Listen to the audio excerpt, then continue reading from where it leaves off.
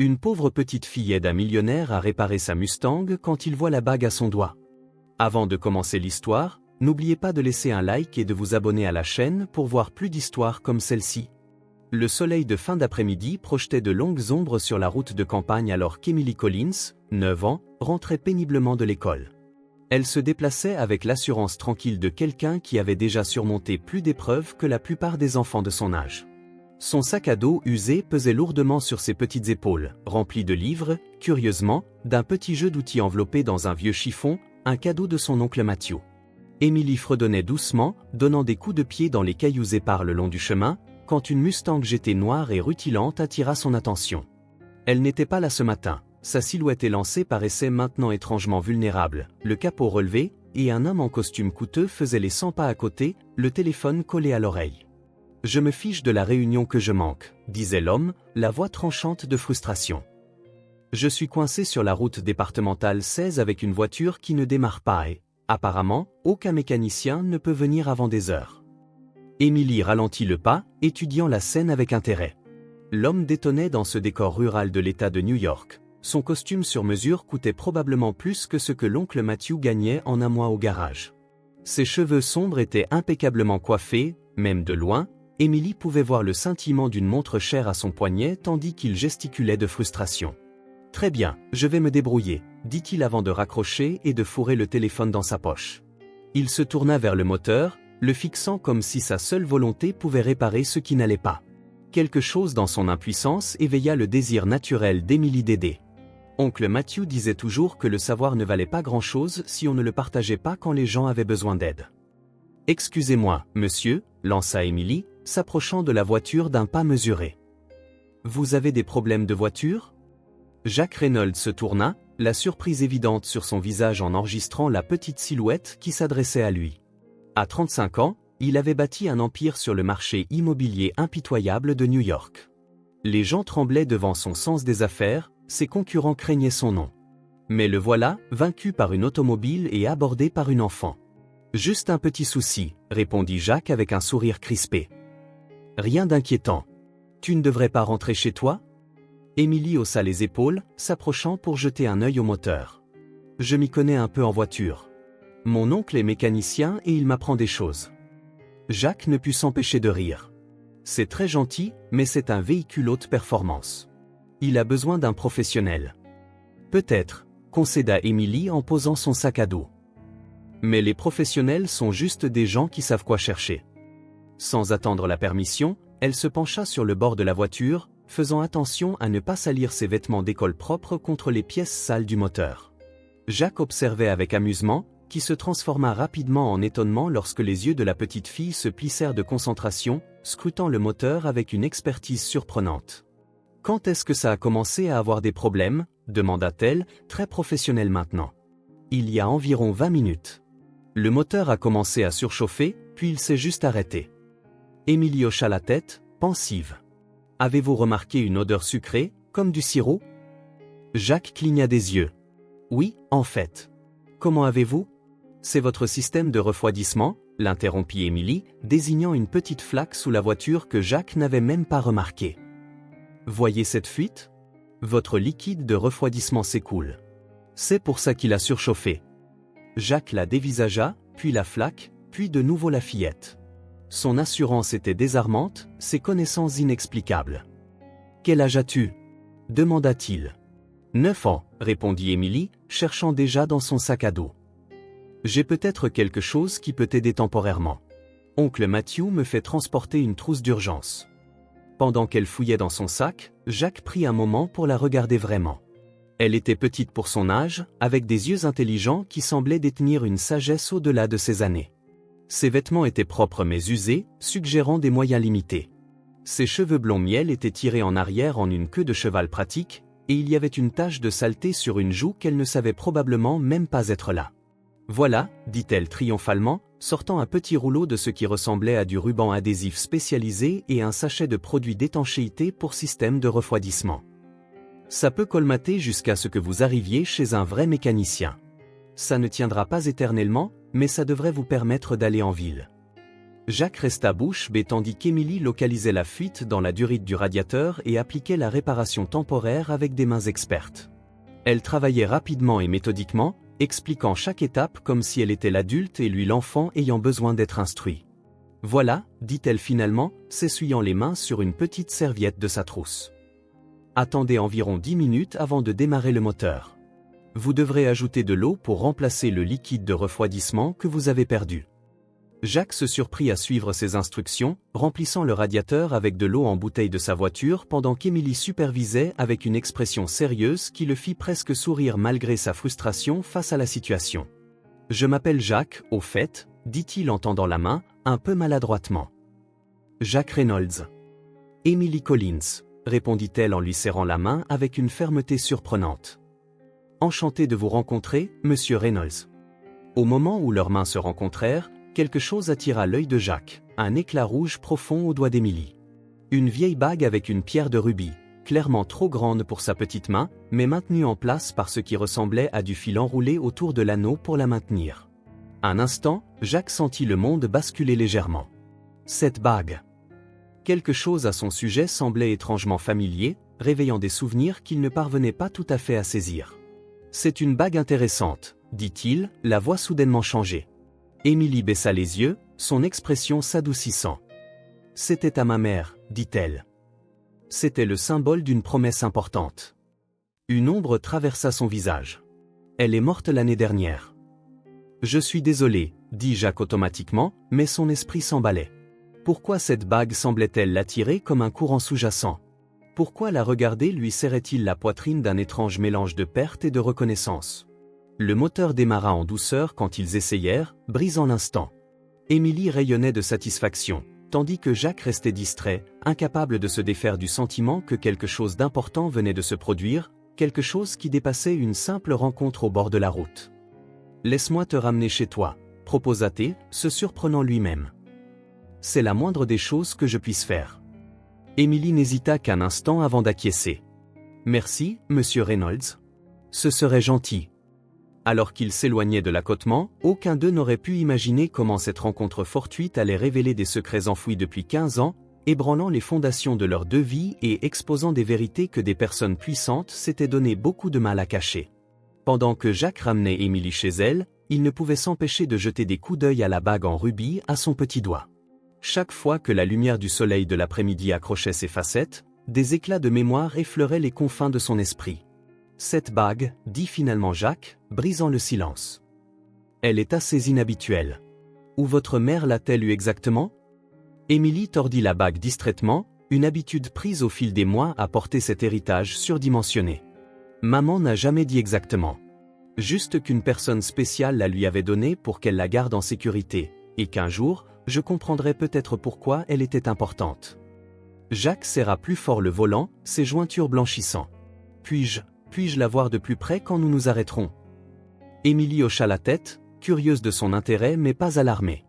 Il y avait quelque chose dans la voix de monsieur Reynolds qui semblait presque vulnérable, étrange pour un homme qui avait clairement tout ce que l'argent pouvait acheter. Quand ils s'arrêtèrent devant le modeste immeuble où vivait Émilie, elle retira la bague et la tendit à Jacques. Le fil enroulé autour de l'anneau pour l'ajuster à son petit doigt se déroula légèrement. Le temps sembla se figer tandis que Jacques tenait la bague en rubis dans sa paume.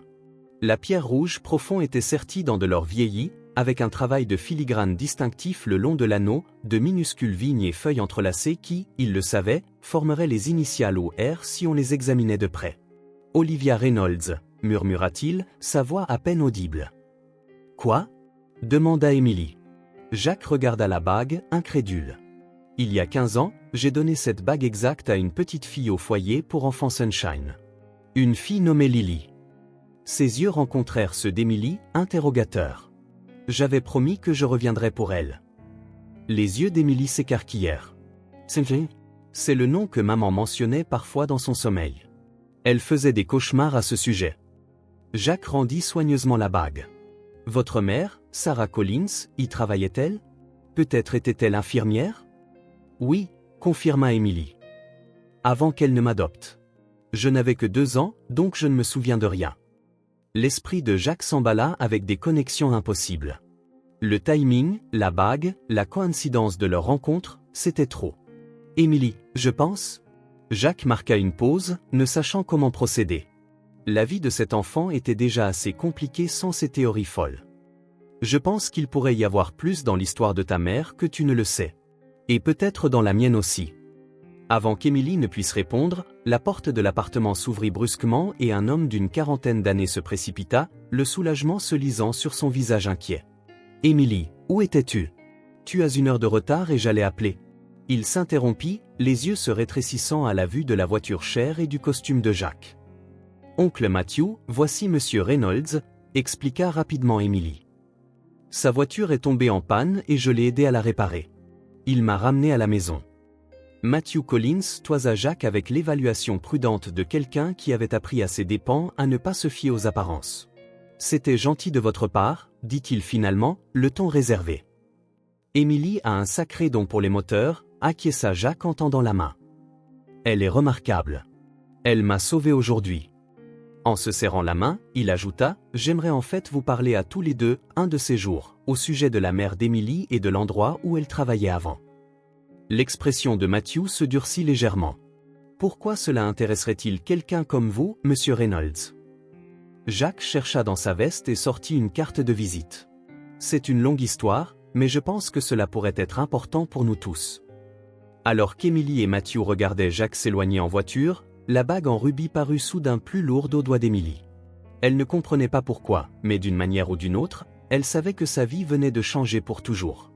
Les mains de Jacques tremblaient légèrement alors qu'il insérait sa carte clé dans l'ascenseur privé de son gratte-ciel de Manhattan.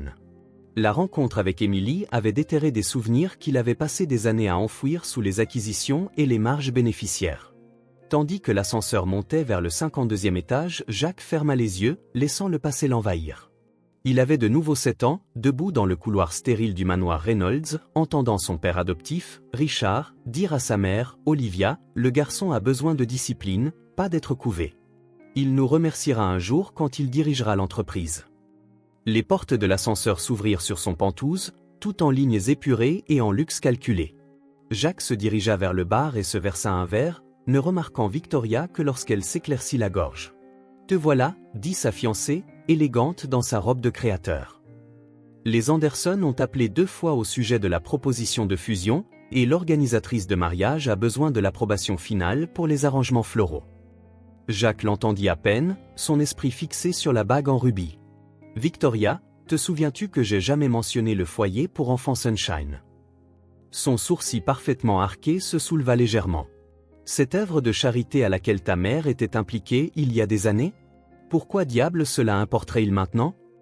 Jacques ne répondit pas, se dirigeant plutôt vers son bureau où il gardait une petite boîte en bois cachée derrière des prix d'affaires. À l'intérieur se trouvait la seule photographie qu'il avait de Lily, un polaroid délavé d'une petite fille aux yeux brillants lui tenant la main dans la cour de l'orphelinat. Il était adolescent à l'époque, faisant des visites en cachette contre la volonté de son père. « J'avais promis que je reviendrais », murmura-t-il à la photo. De l'autre côté de la ville, Émilie était assise à leur petite table de cuisine pendant que l'oncle Matthew préparait un dîner simple. Pourquoi ce riche monsieur s'intéressait-il tant à l'ancien lieu de travail de maman ? Demanda Matthew, essayant de paraître désinvolte. Émilie tordit la bague en rubis. Il a reconnu la bague. Il a dit qu'il avait donné la même à une fille nommée Lily à Sunshine. Les mains de Matthew s'immobilisèrent. Ta mère n'a jamais beaucoup parlé de cet endroit. Juste qu'il avait fermé soudainement et que c'est à ce moment-là qu'elle t'a adopté. Émilie attrapa son sac à dos, en sortant un journal usé. Après la mort de maman, j'ai trouvé son journal intime. Elle mentionnait des papiers à la banque et des vérités qui devaient être révélées. Elle leva les yeux vers son oncle. Penses-tu que cela ait quelque chose à voir avec Monsieur Reynolds ? L'expression de Matthew s'assombrit.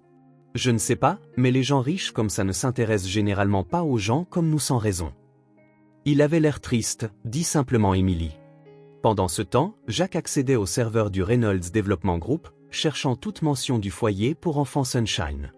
Ce qu'il trouva lui glaça le sang, des registres d'acquisition de propriété montrant que son père avait acheté le terrain de l'orphelinat 15 ans plus tôt, quelques semaines seulement après la dernière visite de Jacques à Lily. Les registres officiels indiquaient que l'orphelinat avait fermé en raison de difficultés financières, mais une note de service interne révélait que Richard Reynolds avait usé de ses relations politiques pour forcer la fermeture, citant des violations du code du bâtiment qui semblaient suspectement opportunes. Le plus troublant était une note manuscrite de son père, toutes les affaires réglées. Transfert terminé. Aucune documentation ne subsiste. Jacques se pencha en arrière, les souvenirs se heurtant à cette nouvelle réalité. Qu'avait fait son père? Et pourquoi Emily Collins avait-elle la bague de Lily? Alors que l'aube se levait sur New York, deux personnes dans des circonstances très différentes restaient éveillées avec les mêmes questions, aucune ne réalisant à quel point leur vie était déjà profondément entrelacée, ni à quel point leur recherche de réponses deviendrait dangereuse. Jacques sortit de la douche, l'eau chaude n'ayant guère réussi à éclaircir son esprit troublé. La salle de bain spacieuse de son Penthouse brillait de marbre et de chrome, témoignage de la richesse qui lui avait toujours semblé plus une cage qu'un privilège. Il essuya la buée du miroir, fixant le reflet d'un homme qu'il reconnaissait à peine. La voix de Victoria flottait depuis la chambre. « Jacques, chéri, les Huntington viennent de confirmer pour le dîner de ce soir. Papa veut discuter de l'avancement de l'annonce de la fusion pour qu'elle coïncide avec notre mariage. » Jacques ferma les yeux, le mot « mariage » le frappant comme un coup physique. Leur fiançailles avait été annoncée dans le Wall Street Journal, décrite comme une union de la royauté immobilière. Peu importait qu'aucun d'eux ne les choisît, les familles Reynolds et Huntington avaient tout orchestré, jusqu'au diamant de 6 carats qui ressemblait à une entrave au doigt de Victoria. « Je dois d'abord m'occuper de quelque chose, » répondit Jacques, sa voix résonnant dans la salle de bain caverneuse. « Affaires professionnelles. »« Toujours les affaires, » soupira Victoria, une trace de déception sincère dans sa voix que Jacques fit semblant de ne pas entendre. Il s'habilla rapidement d'un autre costume impeccable et partit sans petit déjeuner, demandant à son chauffeur de le conduire aux archives de l'entreprise. Il y avait une vérité enfouie dans ses dossiers, et après avoir rencontré Emily, il ne pouvait plus l'ignorer. De l'autre côté de la ville, dans un appartement exigu du Queens, Emily se réveilla au son de l'oncle Matthew se préparant pour le travail. Le contraste ne pouvait être plus frappant. Là où le Penthouse de Jacques occupait un étage entier avec des vues s'étendant jusqu'à l'horizon, leur appartement de 2 chambres contenait à peine leur modeste vie. Le plafond avait des taches d'humidité, les appareils électroménagers étaient démodés et les meubles avaient été aimés au-delà de leur prime jeunesse. Pourtant, il y avait ici une chaleur qui manquait à la luxueuse demeure de Jacques. Des photos d'Emily avec Sarah Collins tapissaient les murs. Le premier jour d'école d'Emily, des anniversaires, des Noëls, des moments de joie ordinaires capturés et préservés. « Bonjour, ma puce », dit Matthew alors qu'Emily entrait dans leur petite cuisine. « Les œufs sont sur le feu. J'ai un double service aujourd'hui, donc Madame Patel, la voisine, passera te voir après l'école. » Il marqua une pause, étudiant son visage. « Tu penses à cet homme d'hier? Celui avec la voiture de luxe ?» Emily hocha la tête distraitement, touchant la bague en rubis. « Il savait des choses, oncle Matt. Sur ma mère, sur d'où je venais. » Le visage buriné de Matthew s'adoucit. « Ta mère t'aimait plus que tout, monsieur, rien ne change ça. »« Je sais, » dit Emily. « Mais ne trouves-tu pas ça bizarre, qu'il reconnaisse la bague, qu'il sache pour Sunshine ?»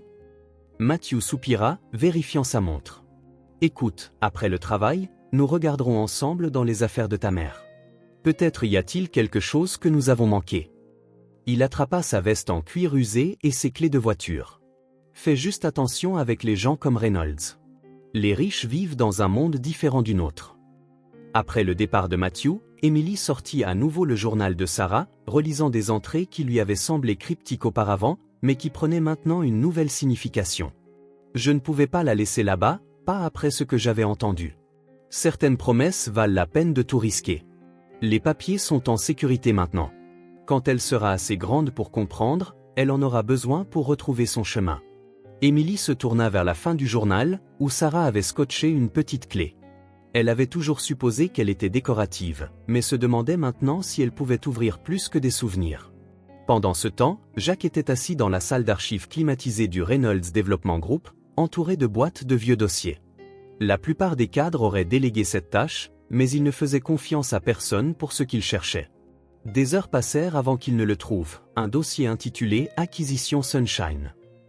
À l'intérieur se trouvaient des documents de propriété, des demandes de zonage et une seule photographie qui lui fit s'arrêter le cœur. L'orphelinat avant sa démolition, un bâtiment qui avait figuré dans ses rêves pendant 15 ans. En dessous se trouvait une enveloppe scellée marquée « RR personnel ». Briser le sceau de son père, c'était comme franchir une ligne qu'il ne pourrait plus défranchir, mais Jacques le fit quand même, versant le contenu sur la table. certificat de naissance, papier d'adoption, une liste de noms d'enfants avec des notes à côté, potentiel, inadapté, transféré, cas spécial. Et là, encerclé au stylo rouge, Lily Sullivan, traitement spécial selon directive RR. Le téléphone dans sa poche vibra. Victoria, encore, lui rappelant le dîner. Jacques l'ignora, les mains tremblantes alors qu'il continuait à lire. Les pièces du puzzle s'assemblaient, formant une image si troublante qu'il pouvait à peine la comprendre. Son père, le grand Richard Reynolds, avait orchestré plus que de simples transactions immobilières, il avait déplacé des enfants comme des pièces d'échecs, y compris une petite fille nommée Lily qui avait disparu de tous les registres le jour même où Jacques lui avait donné la bague en rubis.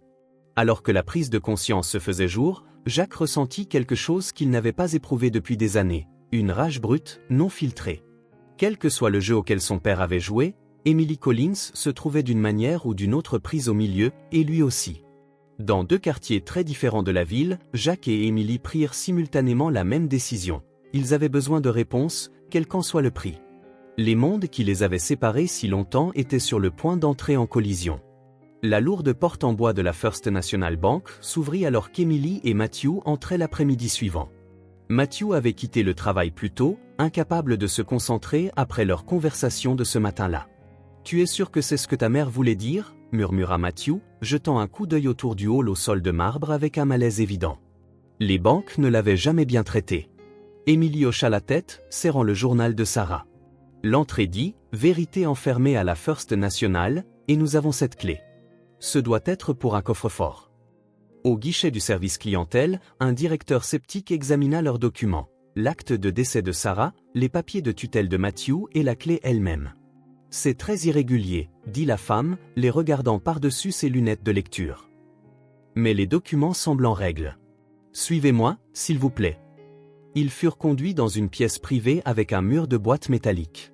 Lorsque le directeur inséra leur clé à côté de sa clé maîtresse, la boîte 1524 s'ouvrit avec un clic satisfaisant. « Je vous laisse en privé, » dit-elle, les laissant seuls avec le contenu.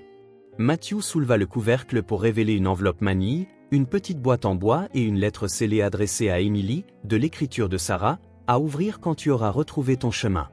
Les mains d'Emily tremblaient alors qu'elle brisait le sceau. En lisant, les larmes lui montèrent aux yeux. « Maman savait, » murmura-t-elle. Tout ce temps, elle savait que je n'étais pas celle que je pensais être. La lettre révélait que Sarah avait été infirmière en chef au foyer pour enfants Sunshine. Une nuit, elle avait entendu Richard Reynolds et le directeur discuter d'arrangements spéciaux pour une enfant nommée Lily. Craignant pour la sécurité de l'enfant, Sarah avait pris la fillette et s'était enfuie, changeant leurs deux noms et commençant une nouvelle vie loin de New York. À l'intérieur de l'enveloppe manille se trouvaient des papiers d'adoption clairement falsifiés et des documents originaux que Sarah avait sortis clandestinement, y compris un certificat de naissance pour Lily Reynolds, née d'Olivia et Richard Reynolds. « C'est impossible », souffla Matthew. « Richard Reynolds est l'un des hommes les plus riches de New York, et tu dis qu'il est ton père ? Pourquoi abandonnerait-il son propre enfant ?» Emily fixa le certificat de naissance, son monde basculant sur son axe. « Et Jacques, si ce sont aussi ses parents, alors il est mon frère », termina Matthew, le visage pâle.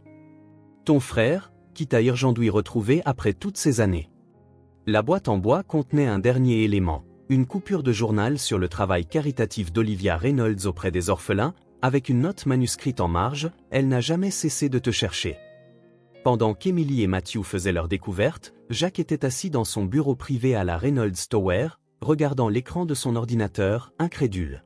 Ses enquêteurs lui avaient envoyé leur première conclusion. Les dossiers des employés de Sunshine montraient que Sarah Collins avait démissionné le jour même de la fermeture de l'orphelinat.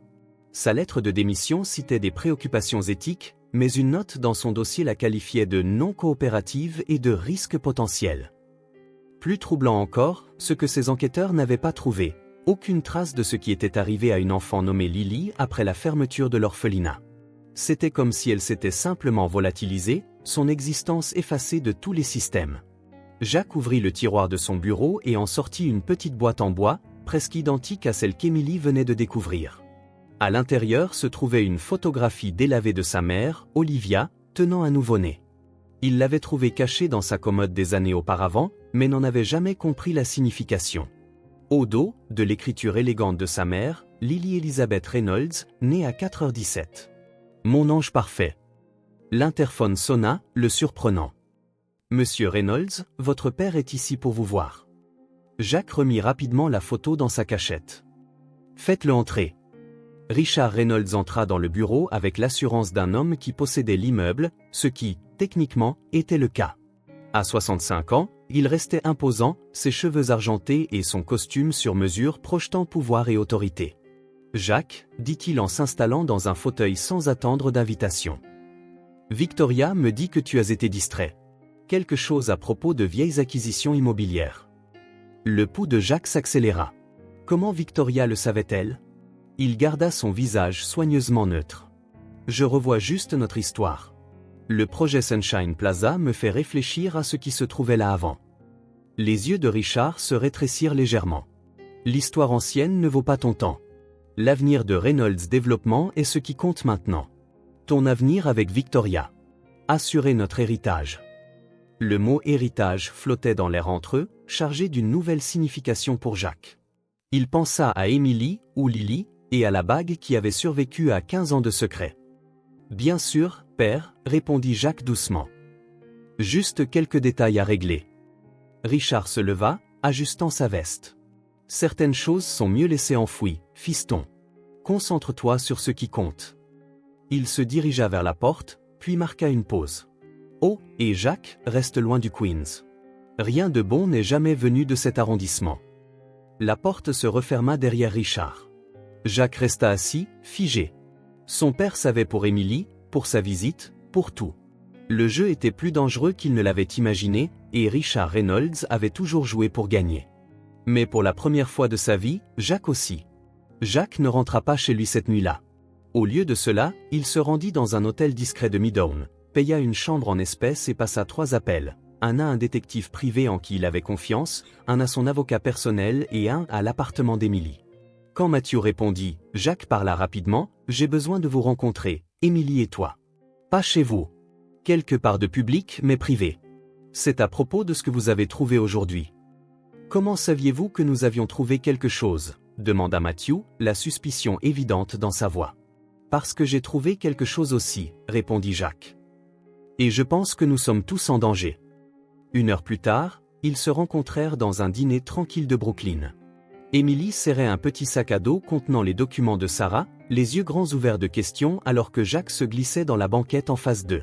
« Je pense que tu es mon frère, » dit Émilie immédiatement, omettant toute salutation. Jacques hocha lentement la tête. « Et je pense que Richard Reynolds, notre père, te cache depuis 15 ans. » La question, pourquoi? Matthew posa un bras protecteur autour des épaules d'Émilie. La lettre de Sarah mentionnait quelque chose à propos d'arrangements spéciaux pour Lily, pour Émilie. Une idée de ce que cela signifie? L'expression de Jacques s'assombrit. Mon père ne fait rien sans but. Les enfants de Sunshine n'étaient pas seulement adoptés, ils étaient sélectionnés. J'ai trouvé une liste dans les archives de l'entreprise, catégorisant les enfants comme des marchandises. Pourquoi faire? Demanda Matthew. Je ne sais pas encore. Mais le moment de la fermeture de l'orphelinat coïncide avec autre chose, la restructuration de Reynolds Développement en une société cotée en bourse.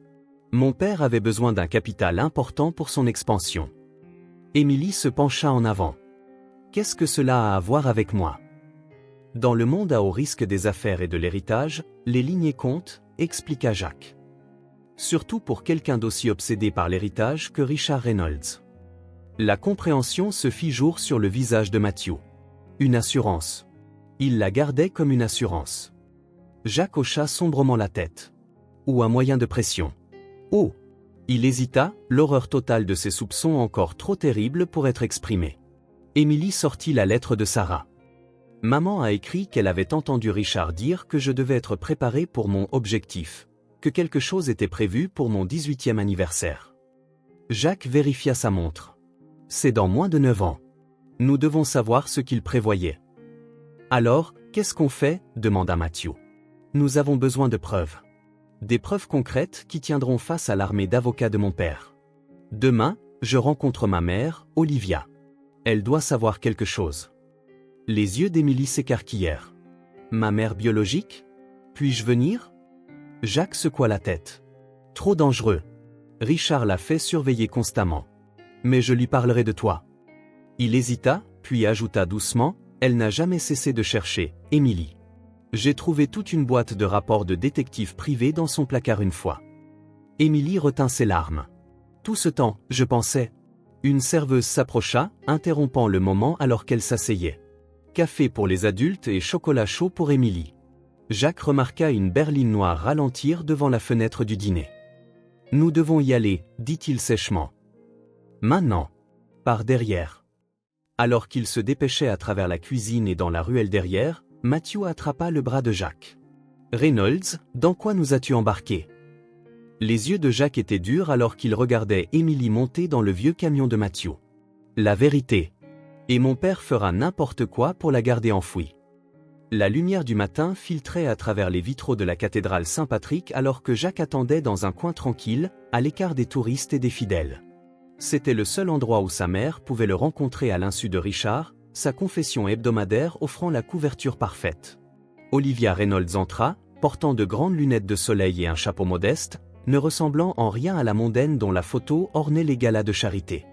À 58 ans, elle restait élégante, mais Jacques remarqua le léger tremblement de ses mains alors qu'elle s'asseyait à côté de lui. « Jacques, murmura-t-elle, ton message disait que c'était urgent. »« Je l'ai trouvé, mère, dit simplement Jacques. »« J'ai trouvé Lily. » Olivia se figea, son sang-froid se fissurant. « C'est impossible. Richard a dit qu'elle était morte. » Un autre des mensonges de père, termina Jacques. « Elle est vivante. Sarah Collins l'a prise et l'a protégée toutes ces années. » Des larmes glissèrent sous les lunettes de soleil d'Olivia. « Mon bébé?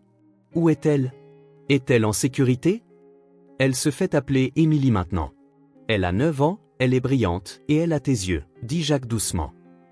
Et elle a toujours la bague en rubis que je lui ai donnée. Ta bague.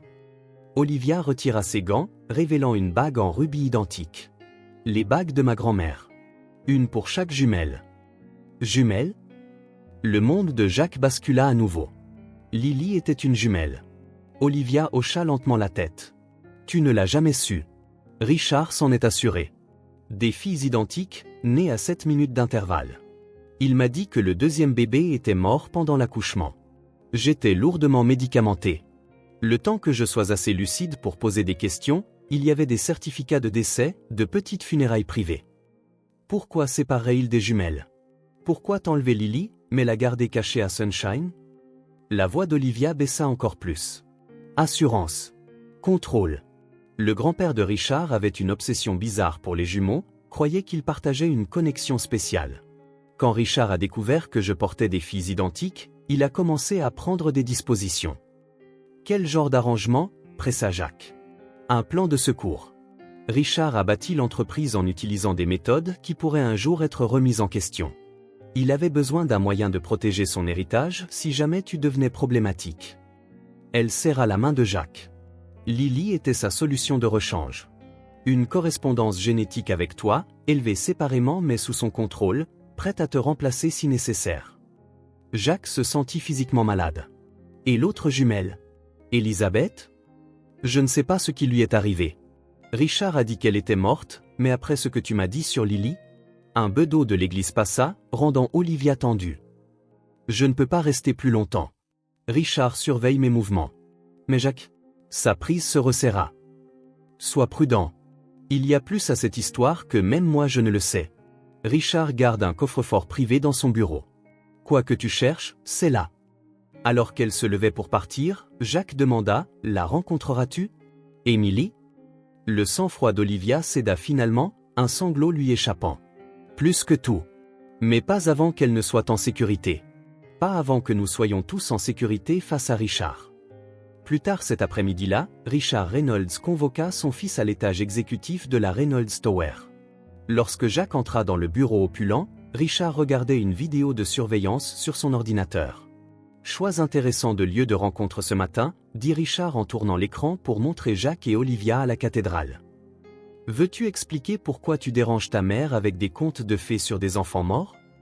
Jacques réalisa avec une clarté parfaite que le jeu avait changé. Son père ne cachait pas seulement des secrets, il était dangereux. Et quelque part à travers la ville, Émilie pouvait être en grand danger aussi. Nous devons bouger, dit Jacques dans son téléphone, arpentant les toilettes de la direction où il s'était retiré après la confrontation avec son père. Richard sait que j'ai trouvé Emily. Il nous surveille tous les deux. Qu'a-t-il dit exactement? La voix de Matthew crépita à travers la ligne. Assez pour qu'il soit clair qu'il a des yeux partout, répondit Jacques, vérifiant sous les cabines des toilettes pour s'assurer qu'il était seul. J'ai aussi appris quelque chose de ma mère. Emily, Lily, avait une sœur jumelle nommée Elizabeth. Richard a dit à Olivia que le bébé était mort à la naissance, mais après tout ce sur quoi il a menti. Il y eut une longue pause avant que Matthew ne parle. Tu me dis qu'il pourrait y avoir une autre fille quelque part? Un autre enfant qu'il a caché? Je ne sais pas. Mais j'ai besoin d'accéder au coffre-fort privé de mon père ce soir. Emily peut-elle rester quelque part en sécurité? Chez mon cousin dans le Jersey.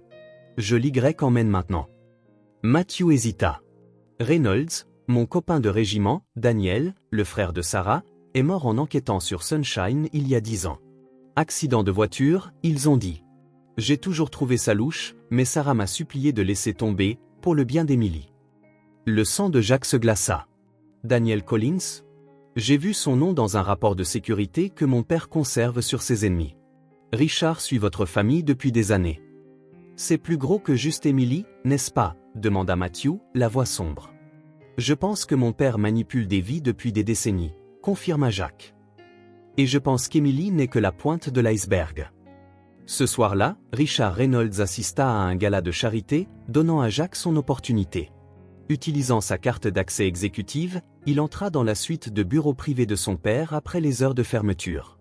Le coffre-fort était dissimulé derrière un tableau, un portrait de famille où Richard se tenait fièrement avec Jacques et Olivia, sa main possessivement sur l'épaule de Jacques. La combinaison prit 3 tentatives. La date de naissance de Richard échoua, tout comme la date de fondation de l'entreprise. Par intuition, Jacques essaya le jour où il avait été officiellement adopté par la famille Reynolds. La serrure cliqua.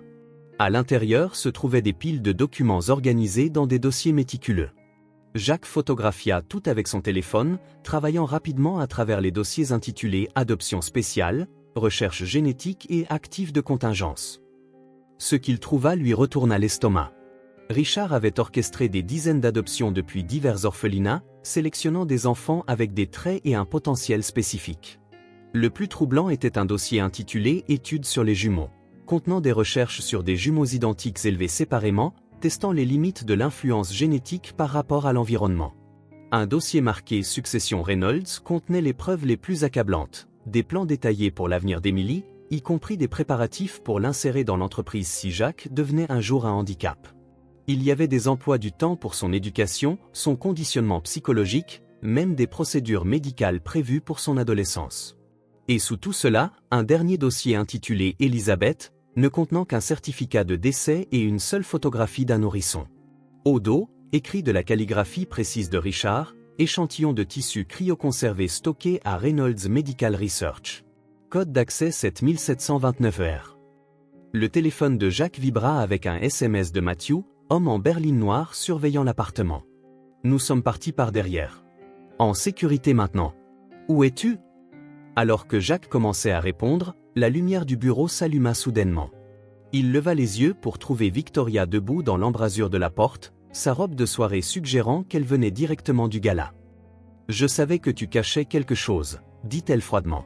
« Qu'est-ce que tu fais exactement, Jacques ?» Il glissa son téléphone dans sa poche.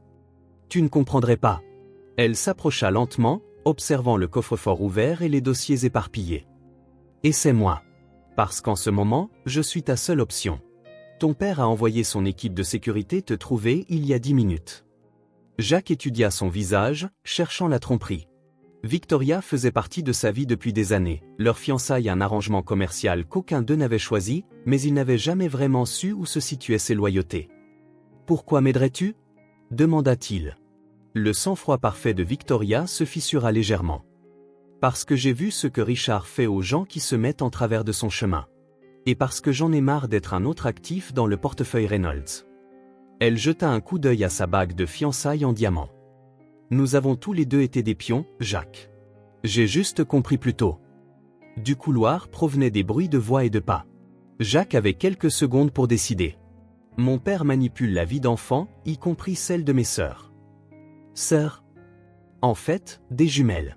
Il fait des expériences de recherche génétique, sépare des familles.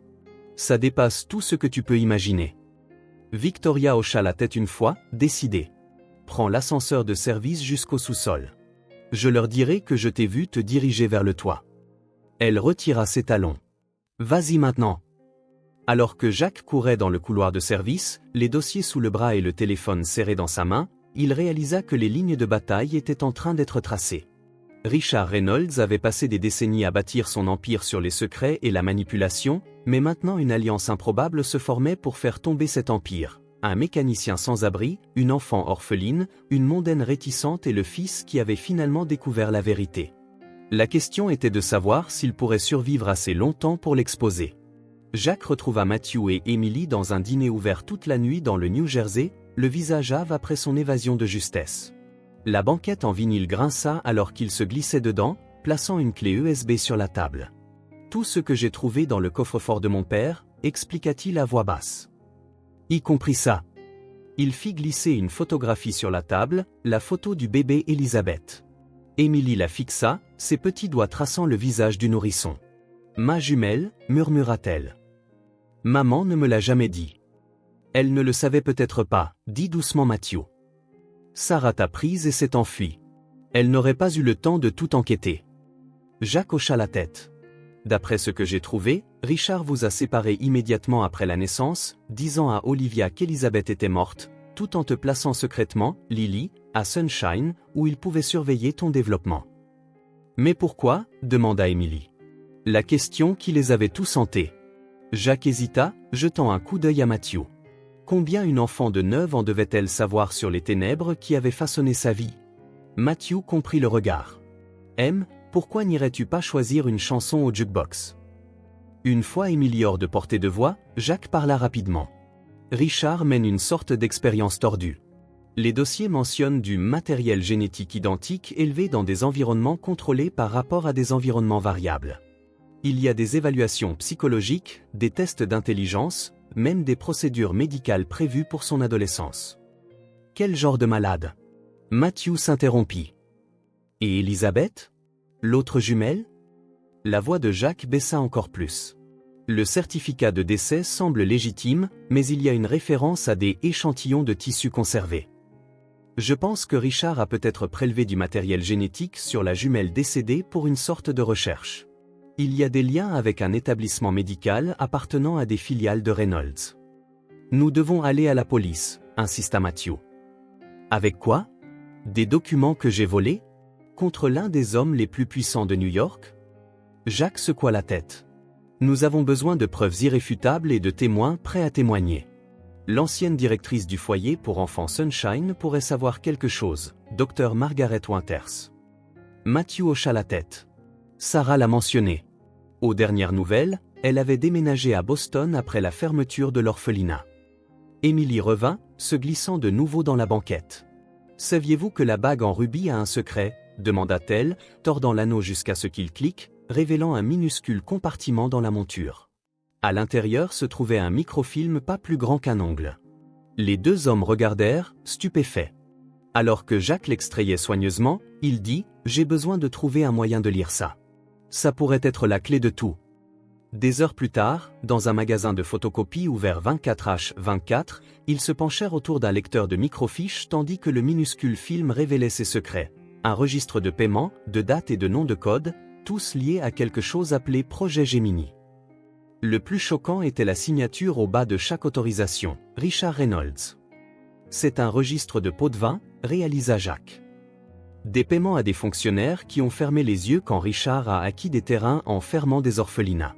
Des paiements à des médecins qui ont falsifié des certificats de décès. Même des paiements pour étouffer des enquêtes. Matthew désigna une entrée, D. Collins, neutralisée, $50 000. Mon Dieu, souffla-t-il. Il a payé pour faire tuer le frère de Sarah. Emily, qui était restée silencieuse tout du long, prit soudain la parole. Il y a un nom ici qui revient sans cesse. Qui est Victoria Huntington? Le sang de Jacques se glaça. Ma fiancée. Et d'après ça, elle rend compte de mes activités à mon père depuis des années. Alors que l'aube se levait à l'horizon, 3 personnes liées par des secrets et des mensonges élaborèrent un nouveau plan, un plan qui les libérerait tous ou détruirait tout sur son passage. La cérémonie d'inauguration du chantier de Sunshine Plaza était placardée dans toutes les sections économiques de New York.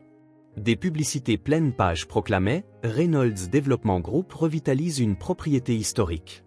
Gala de charité et inauguration samedi à 19 h. Jacques fixa l'annonce pendant le petit déjeuner dans leur nouvelle cachette, une petite cabane sur la propriété du cousin de Matthew dans les Catskills. Pendant 3 jours, ils avaient élaboré des stratégies, rassemblé des preuves et pris contact avec prudence avec des alliés potentiels. « C'est parfait », dit Jacques en encerclant la date. Tous les principaux médias seront là. Père a invité des responsables municipaux, des chefs d'entreprise, même le gouverneur. Émilie leva les yeux de son carnet où elle organisait leur découverte. « Tu veux l'exposer publiquement lors de son propre événement ?» Matthew fronça les sourcils. « C'est risqué.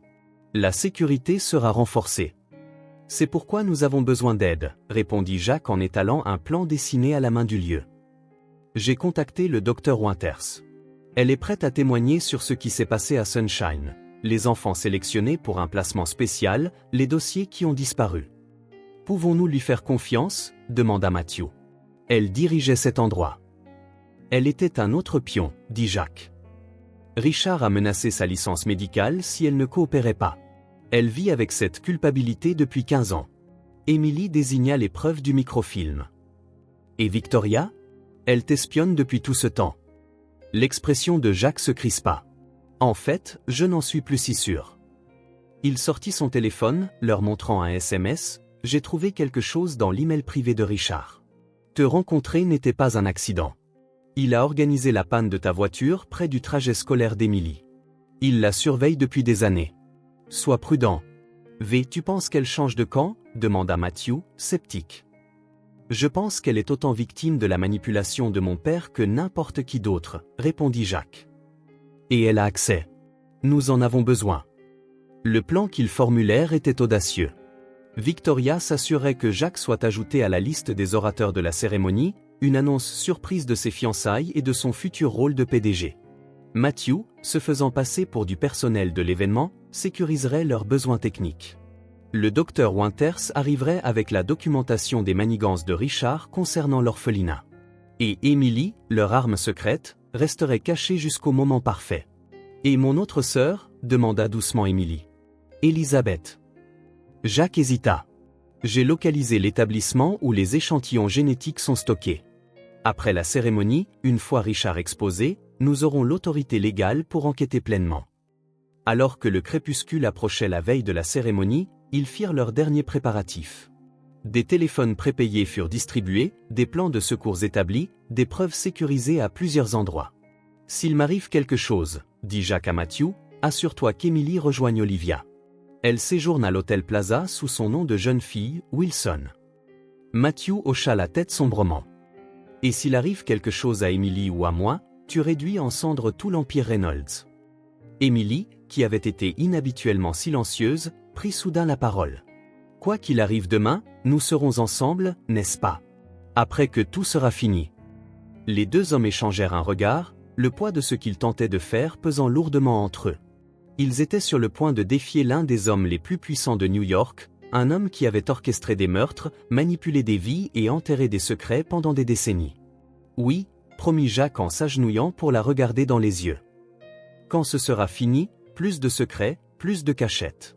Nous serons une vraie famille. » Alors qu'ils se blottissaient ensemble pour leur dernier plan, aucun d'eux ne remarqua la berline noire qui passait lentement devant la longue allée de la cabane, ni l'objectif de la caméra qui capturait leur silhouette à la fenêtre. La grande salle de bal de l'hôtel Plaza scintillait de l'élite new-yorkaise.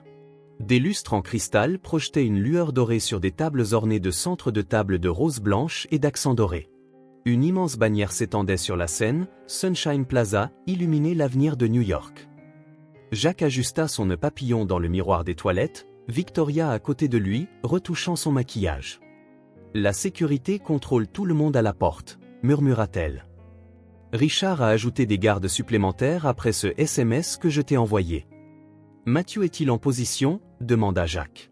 Victoria hocha la tête. « Entrée de service, comme prévu. » Le docteur Winters est arrivé il y a 10 minutes. Elle est à la table 7. Et Emily, avec ta mère dans la suite de l'hôtel, attendant le signal. Victoria hésita. Richard semble différent ce soir. Plus agité que je ne l'ai jamais vu. Quelque chose ne va pas. La sécurité demande des contrôles d'identité secondaires. Plan B. Avant que Jacques ne puisse répondre, la porte des toilettes s'ouvrit brusquement. 2 gardes de sécurité se tenaient là, oreillettes en place. Monsieur Reynolds, votre père demande votre présence en coulisses immédiatement. Jacques échangea un regard avec Victoria. Cela ne faisait pas partie du plan. En coulisses, Richard Reynolds se tenait, révisant des fiches, impeccable dans son smoking. Quand il vit Jacques, il congédia ses assistants d'un geste de la main. « Fils, dit-il, la voix d'un calme troublant, j'ai pensé que nous pourrions avoir une discussion père-fils avant les festivités. » Il tendit à Jacques un verre de scotch. À de nouveaux commencements. Jacques ne but pas. « De quoi s'agit-il, père ?» Le sourire de Richard n'atteignit pas ses yeux. « Tu sais, quand je t'ai adopté, les gens disaient que j'étais idiot. Pourquoi ne pas avoir mon propre enfant biologique ? Pourquoi élever le fils d'un autre homme ?» Il tourna lentement autour de Jacques. « Mais j'ai vu du potentiel en toi. Avec le bon modelage, la bonne pression, tu pouvais devenir exactement ce dont j'avais besoin. » Un successeur, dit Jacques platement. Une extension, corrigea Richard, de ma vision. De mon héritage. Il posa son propre verre intact. Alors imagine ma déception quand mon fils commence à se faufiler, à rencontrer des orphelins et des infirmières déshonorées, à déterrer une histoire ancienne. Je sais tout, dit Jacques, la voix ferme malgré son cœur qui s'emballait. À propos de Lily et Elisabeth. À propos de ce que tu as fait. Richard haussa les épaules. Ce que j'ai fait, c'est protéger mes intérêts. Les affaires exigent des plans de secours. C'étaient des enfants. Tes propres filles. C'étaient des actifs, rétorqua froidement Richard. Comme toi. Comme cette charmante petite mécanicienne avec qui tu te caches. Jacques sentit un froid glacial lui parcourir les veines. Si tu as touché à Emily ? Richard rit. Oh, tu veux dire Lily ? Non, elle est tout à fait en sécurité. Pour l'instant. Il vérifia sa montre. La cérémonie commence dans 5 minutes. Tu as le choix, Jacques. Tiens-toi à mes côtés comme prévu, annonce tes fiançailles avec Victoria, accepte ton rôle d'héritier de Reynolds Développement, ou regarde tout ce que tu as construit s'effondrer. C'est toi qui vas tomber, répondit Jacques en se dirigeant vers la porte. Les mots suivants de Richard le stoppèrent net. Ta mère t'a-t-elle jamais dit pourquoi je t'ai choisi spécifiquement pour t'adopter, parmi tous les orphelins disponibles ? Jacques se tourna lentement. De quoi parles-tu ? Le sourire de Richard était glaçant. Vas-y avec ton petit plan de révélation ce soir, et tu découvriras exactement à quel point les secrets de la famille Reynolds sont profonds. Même ceux que tu ne sais pas que tu gardes. La voix du maître de cérémonie résonna à travers les haut-parleurs. Mesdames et messieurs, veuillez accueillir le visionnaire derrière Sunshine Plaza, Monsieur Richard Reynolds. Les applaudissements emplirent la salle de bal alors que Richard Reynolds montait sur scène, sa présence imposante attirant tous les regards. Jacques se glissa de nouveau dans la foule, cherchant frénétiquement Victoria. Il la trouva près de l'entrée de service, le visage tendu. « Richard sait » murmura Jacques. Il a menacé Emily. Victoria lui glissa une petite clé USB dans la paume. « Alors nous n'avons rien à perdre. J'ai téléchargé ses emails privés, ses communications avec les médecins au sujet des tests génétiques, les rapports de surveillance sur Emily. Tout est là. » Le son de la voix de Richard remplit la pièce, fier d'annoncer Sunshine Plaza, un développement révolutionnaire qui revitalisera ce quartier historique. Jacques repéra le docteur Winters à sa table, leurs yeux se rencontrant avec un léger hochement de tête. Matthew s'était positionné près des commandes audiovisuelles, portant un uniforme de traiteur. Tout était en place, malgré les avertissements de Richard. Et maintenant, continua Richard, j'aimerais inviter mon fils, Jacques Reynolds, à me rejoindre pour annoncer un nouveau chapitre passionnant pour notre famille et notre entreprise. Le projecteur trouva Jacques alors qu'il se dirigeait vers la scène. Le temps sembla ralentir. Des années de manipulation, de mensonges et de vérités cachées avaient mené à ce moment. Quel que soit le secret que Richard détenait sur lui, il ne pouvait être pire que la vérité qu'ils avaient déjà découverte. « Merci, père », dit Jacques en prenant le micro, sa voix restant ferme malgré son cœur qui s'emballait. « Avant de discuter de Sunshine Plaza, j'aimerais partager quelque chose sur l'histoire de la propriété. Le sourire de Richard se crispa, presque imperceptiblement. Il y a 15 ans, continua Jacques, un orphelinat appelé Foyer pour enfants Sunshine se trouvait sur ce site. Il a été fermé soudainement, les enfants dispersés, et tous les registres de son existence presque effacés. Des murmures parcoururent la foule. L'un des écrans vidéo derrière eux vacilla alors que Matthew téléchargeait les preuves qu'ils avaient rassemblées. « J'ai récemment découvert pourquoi », dit Jacques. L'orphelinat faisait partie d'une opération de plusieurs décennies visant à manipuler la vie d'enfants à des fins personnelles, d'avantages corporatifs et d'expériences troublantes. Richard s'avança, la main tendue vers le micro. « Mon fils est clairement malade. » « J'ai des preuves, » l'interrompit Jacques, désignant les écrans qui affichaient maintenant des documents du coffre-fort de Richard. Ces dossiers montrent comment Richard Reynolds a séparé des filles jumelles à la naissance, déclarant l'une morte tout en surveillant secrètement l'autre. Des halètements résonnèrent dans la salle de bal. Les journalistes commencèrent à prendre frénétiquement des notes. Au fond de la salle, une agitation éclata alors qu'Olivia Reynolds entrait, Emily à ses côtés, toutes deux portant des bagues en rubis identiques. « J'aimerais vous présenter Emily Collins », annonça Jacques. Née Lily Reynolds, fille d'Olivia et Richard Reynolds, et ma sœur. Richard se jeta sur le micro. « Sécurité, coupez la vidéo. » « Il est trop tard, Richard », vint une voix de la foule. Sarah Collins se tenait là, pâle mais déterminée, soutenue par Matthew. « Je ne suis pas morte dans cet accident de voiture. Vos hommes ont échoué. » La salle explosa dans le chaos. Les appareils photo crépitèrent alors qu'Emily courait vers Jacques, tandis que les gardes de sécurité regardaient Richard, ne sachant pas à quels ordres obéir. « J'ai sauvé Lily quand j'ai entendu vos plans pour elle », continua Sarah, s'adressant directement à Richard. « Pour l'élever séparément, en remplacement de Jacques s'il vous décevait un jour. Pour l'utiliser pour vos recherches génétiques tordues. » Olivia s'avança, sa voix tranchant le bruit. « C'est vrai. Richard m'a dit que notre deuxième fille était morte à la naissance. Il ment depuis 15 ans. » Le visage de Richard se tordit de fureur. « Vous ne savez rien. Tout ce que j'ai fait, c'était pour cette famille. Pour notre héritage. » Il se tourna vers Jacques. « Tu penses que tu as gagné ? Tu as tout détruit. Y compris toi-même.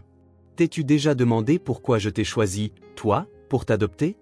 Regarde-toi, Jacques. Regarde ta mère.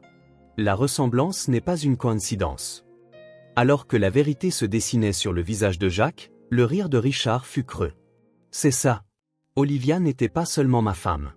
C'était ta tante biologique. Ta vraie mère était sa sœur, ce qui fait de toi un Reynolds par le sang depuis le début. Juste une autre pièce dans mon grand dessin. » La salle de bal tomba dans le silence après la révélation de Richard. Les journalistes restèrent figés, les appareils photo crépitant toujours mais capturant un moment de choc collectif. Jacques chancela légèrement, sa main trouvant l'épaule d'Emily pour se soutenir alors que les implications le submergeaient. « Tu veux dire que je suis » commença Jacques. « Un Reynolds par le sang », termina Richard, un sourire tordu sur le visage. Le neveu d'Olivia. Sa sœur, Margaret, est morte en couche. Tu étais le candidat parfait pour mes plans. Sang de notre sang, mais élevé sous mon contrôle total. Olivia se dirigea vers Jacques, des larmes coulant sur son visage. Je ne savais pas, pendant des années, Jacques. Quand j'ai découvert la vérité sur ta mère, ma sœur, Richard a menacé de t'envoyer loin si jamais je te le disais. Le docteur Winters s'avança de la foule. Je peux le confirmer. Reynolds Développement n'a pas seulement acquis des orphelinats, ils ont manigancé des situations pour créer des orphelins lorsque c'était nécessaire. La mort de Margaret Wilson n'était pas un accident. Un journaliste cria, « Accusez-vous Richard Reynolds de meurtre ?» Avant que Richard ne puisse répondre, les portes de la salle de bal s'ouvrirent en grand. Des agents du FBI envahirent la pièce, menés par une femme au visage sévère qui s'approcha de la scène. « Richard Reynolds », annonça-t-elle, « vous êtes en état d'arrestation pour fraude, falsification de documents, corruption de fonctionnaires et complot. » Le visage de Richard se vida de toute couleur alors que deux agents venaient l'encadrer.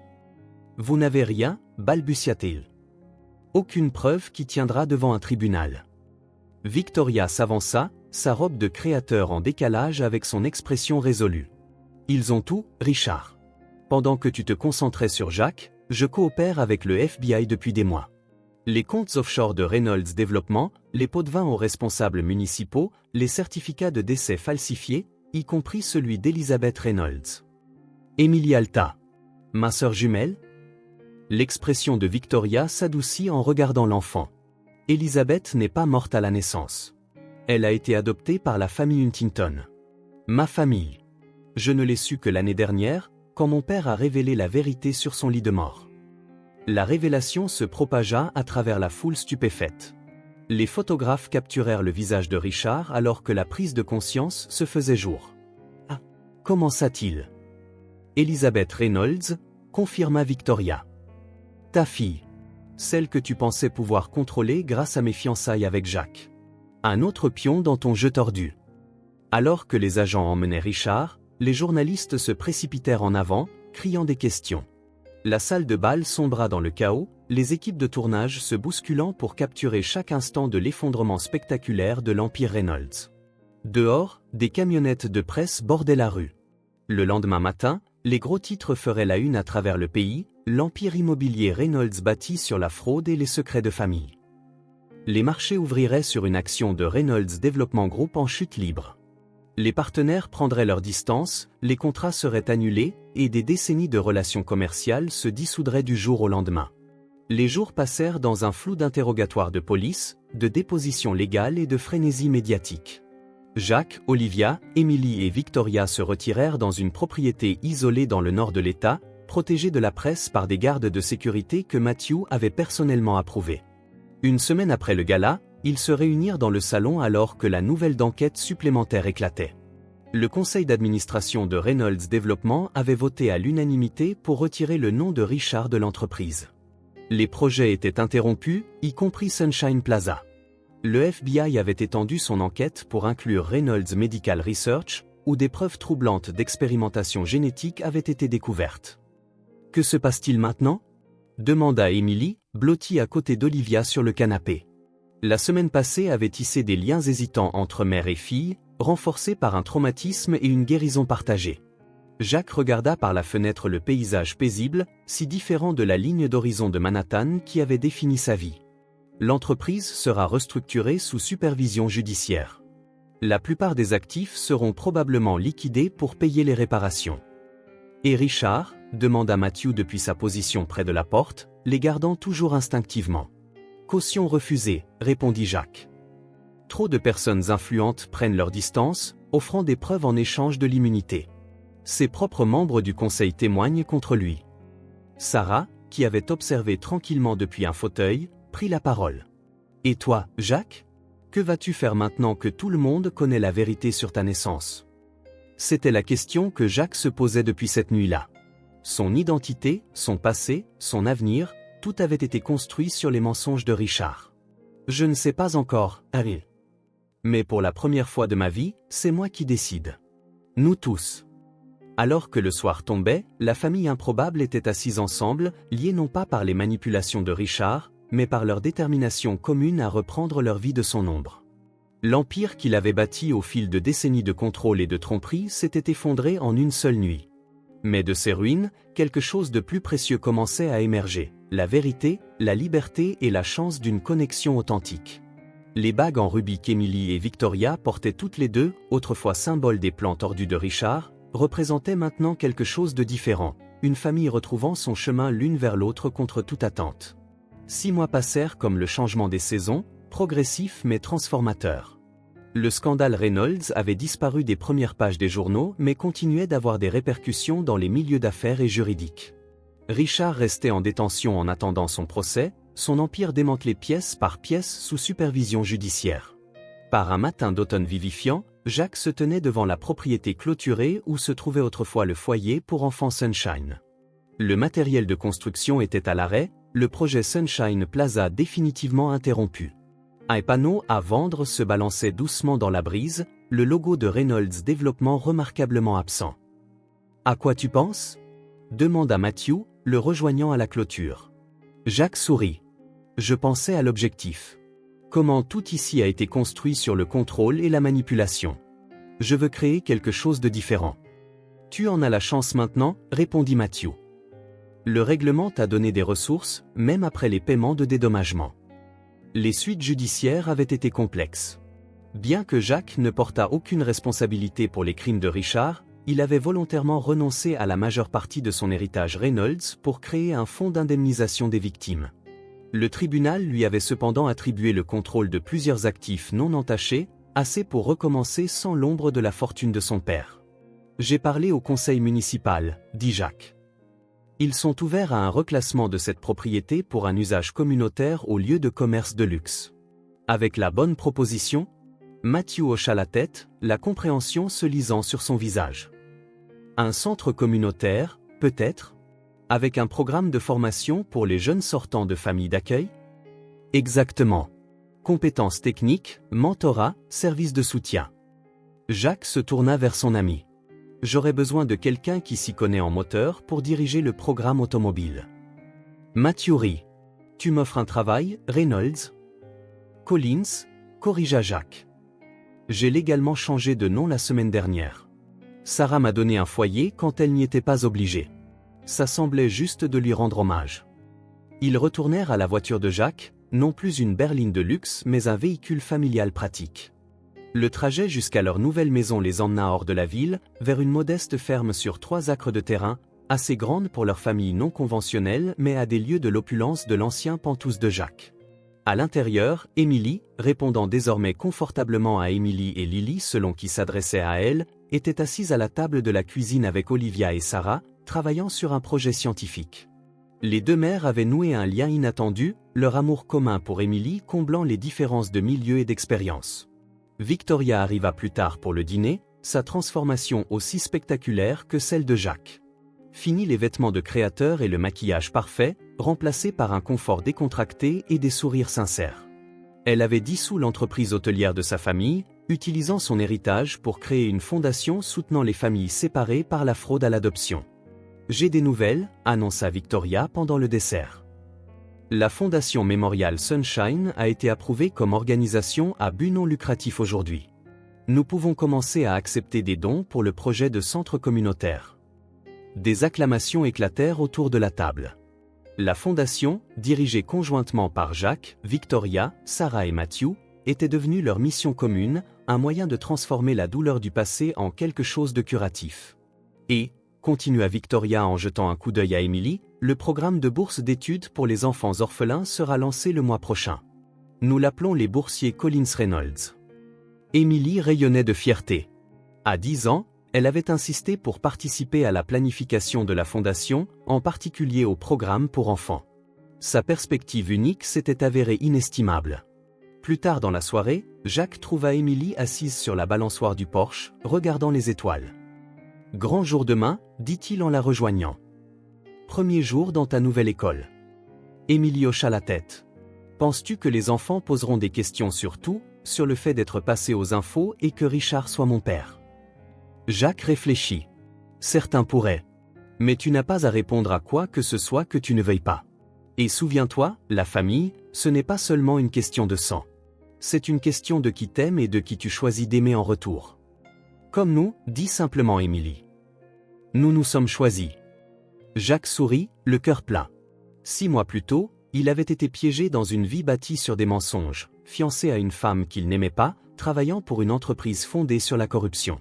Maintenant, entouré d'une famille improbable forgée par un traumatisme et une guérison partagée, il avait trouvé quelque chose que la richesse de Richard ne pourrait jamais acheter, une connexion authentique. Le slogan de la fondation, peint sur la grange qu'il transformait en atelier, résumait parfaitement la situation, construire ensemble de meilleurs avenirs. Non pas par la manipulation ou le contrôle, mais par la vérité, le choix et le courage de recommencer. Alors qu'Emily se penchait contre son épaule, Jacques réalisa que l'effondrement de l'empire Reynolds n'avait pas été une fin du tout.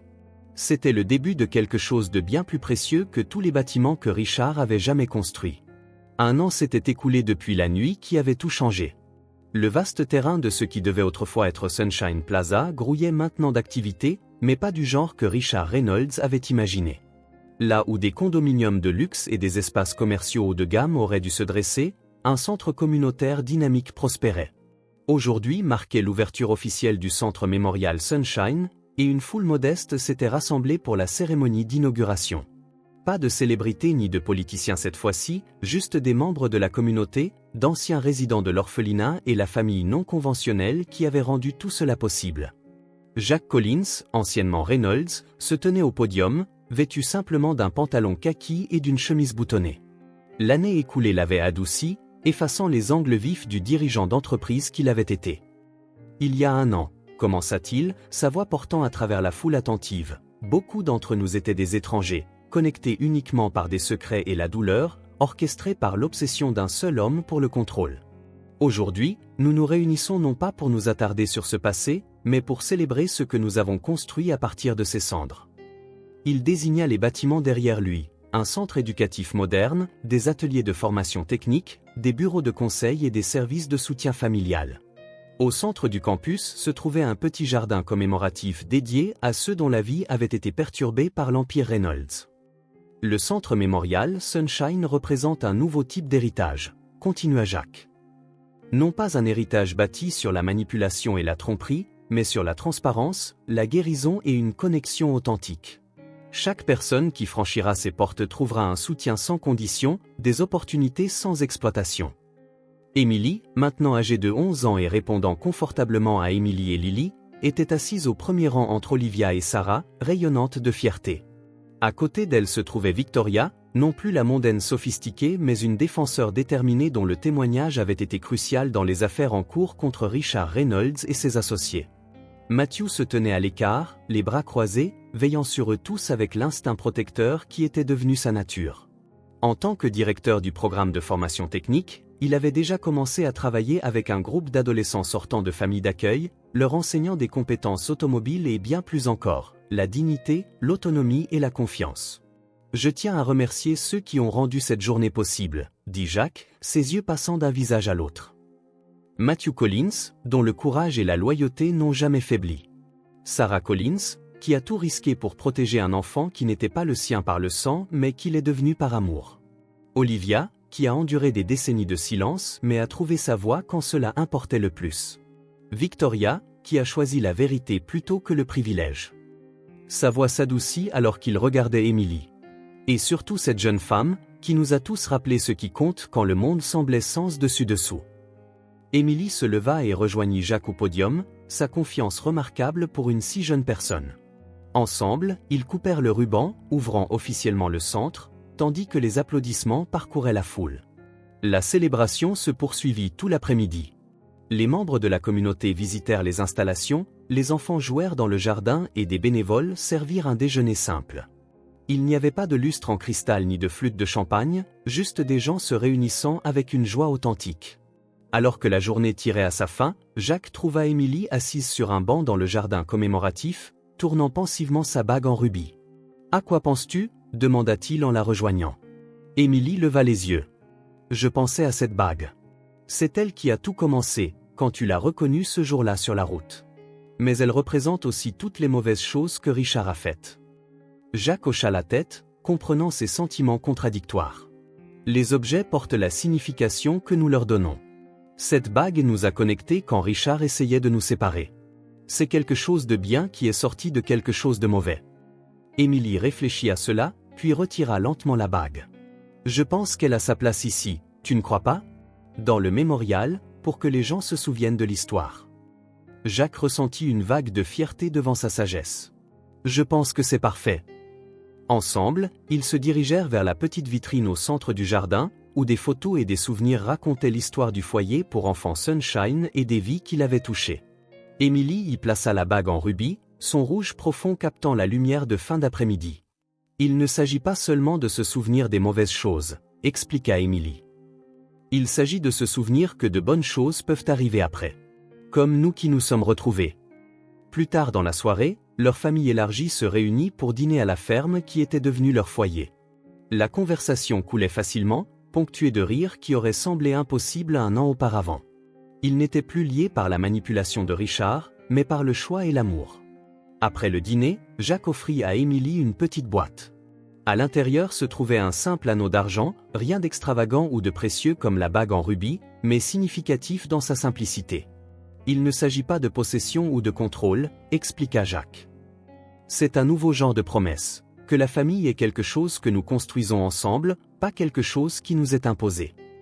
Émilie glissa la bague à son doigt, celle-ci correctement dimensionnée pour elle. Autour de la table, Jacques, Victoria, Olivia, Sarah et Matthew révélèrent chacun des anneaux assortis, symbole de leur famille choisie. Alors que les étoiles apparaissaient dans le ciel nocturne, ils s'assirent sur le porche, partageant des histoires et des rêves pour l'avenir. Richard Reynolds restait en détention en attendant son procès, son empire démantelé, son pouvoir disparu. Pourtant, son nom n'entrait que rarement dans leurs conversations. Ils avaient dépassé le stade d'être définis par ses actions. Le centre mémorial Sunshine se dresserait comme un rappel des chemins détournés et des vies perturbées, mais aussi comme la preuve que de nouveaux commencements étaient toujours possibles. Descendre de la manipulation et du contrôle était né quelque chose d'authentique, une famille forgée par le choix plutôt que par l'obligation, et un héritage bâti sur la guérison plutôt que sur le pouvoir. Jacques regarda ces personnes qui étaient devenues sa vraie famille, ressentant un contentement que toute la richesse de Richard ne lui avait jamais procuré. Émilie croisa son regard et sourit, son visage reflétant la paix qu'ils avaient tous trouvée. La bague en rubis était là où elle devait être, dans le passé. Leur avenir, symbolisé par les simples anneaux d'argent qu'ils portaient maintenant, s'étendait devant eux, non écrit et plein de possibilités.